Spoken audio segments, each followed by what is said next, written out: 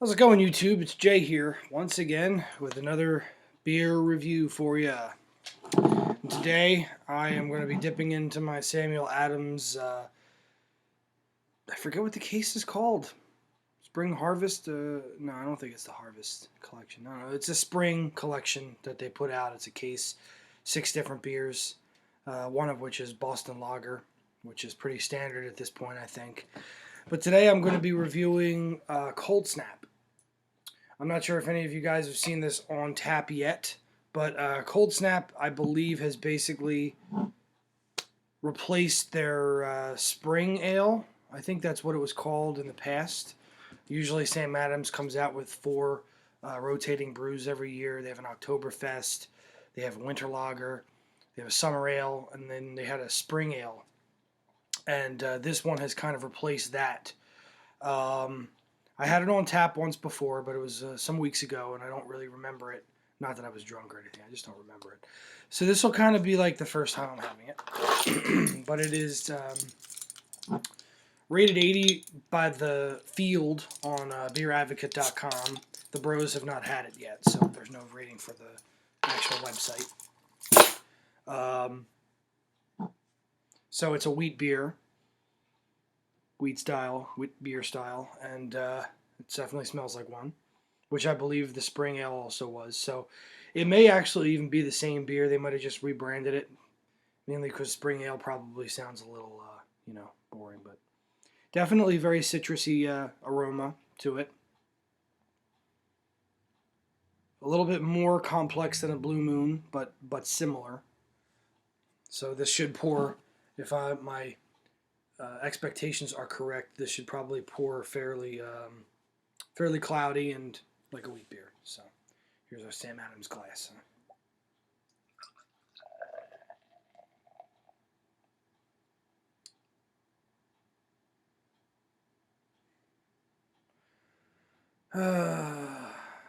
Heady, very heady. There's a little bit left in the bottle. I'll pour out, but I have to let the head dissipate a little bit. But as you can see by the color, it's very golden.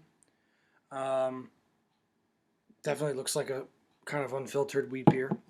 While we let that settle a little bit, I'll read the bottle for you. It says, crisp and lively, the hazy smoothness of this unfiltered white ale is roused by the crackling of spring spices, from a hint of sweetness, from orange peel and plum to the peppery bite of fresh ground coriander. The subtle blend of spices creates just the right refreshing kick to signal that spring is on its way. Cheers, Jim Koch. So here we are with Sam Adams again.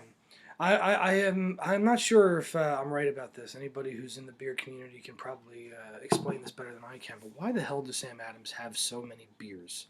I mean, it's just ridiculous. In this one case, if I could remember offhand, there's something called Escape Route.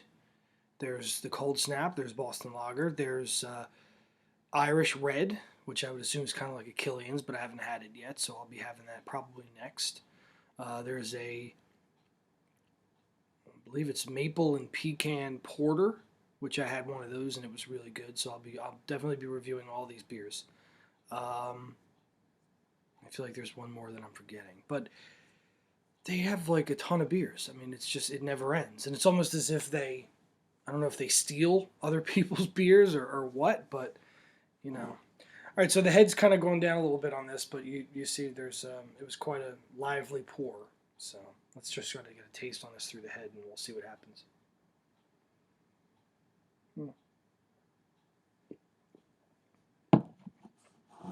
the head's actually quite nice, but it's definitely citrusy. Definitely citrusy. Almost too much so. Definitely something that you would see served with a orange peel in there, because you definitely get a lot of citrus forward flavor there. But for the most part, it's pretty smooth, pretty nice. Aftertaste almost non-existent. You have a little bit of that wheat beer kind of creaminess to it. But all in all, it's a pretty solid, pretty enjoyable beer, I have to say.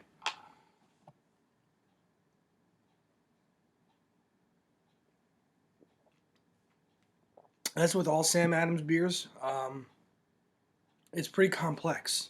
I will give them that. The Boston Lager, which is, I feel we have Yingling here, but I feel the Boston Lager is far superior to the Yingling traditional lager. Even though I think I might have rated the Yingling traditional lager 4.5 stars out of 5, and I might have to change that.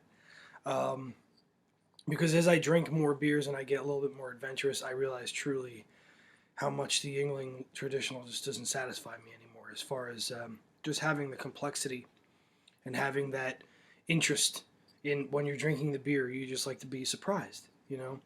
One of the beers that I'm going to be looking for soon is Anchor Steam. I had that once, a couple months back. The bar had bottles of it, and I was like, yeah, I've heard about Anchor Steam for years, and I never had it. And I tried it, and that blew me the hell away too. But back to the Sam Adams, it's definitely, when you think of a Blue Moon, it's very kind of, you get all that citrus in Blue Moon. You get a very citrusy, very unfiltered flavor, but this one, there's just that extra kick. I guess it's the coriander and the spices that they use, but there's that extra complexity that kind of works its way in throughout the drinking of it, that really makes it just different. And I guess that's where Sam Adams makes its name, being that that little bit of a cut above. Well, we'll take your beer and we're just going to tweak it a little bit and make it just a bit better. You can take that as as it is, whether you think they're just stealing beers from other smaller breweries or whatever they're doing, but it's good stuff. So I'll go ahead and rate this one. We'll rate it We'll rate it 4 stars out of 5. It's a truly solid beer. I've had better wheats, but not many. I mean, wheat beer is one of my favorite types of beer. So, obviously, I think the best wheat beer that I've had is Francis Connor. That's probably the best one I've ever had. But this one stands pretty tall, and I would recommend it if you see it on draft or anything, and you haven't had it yet. Definitely give it a shot. It's a good beer. So until next time, enjoy.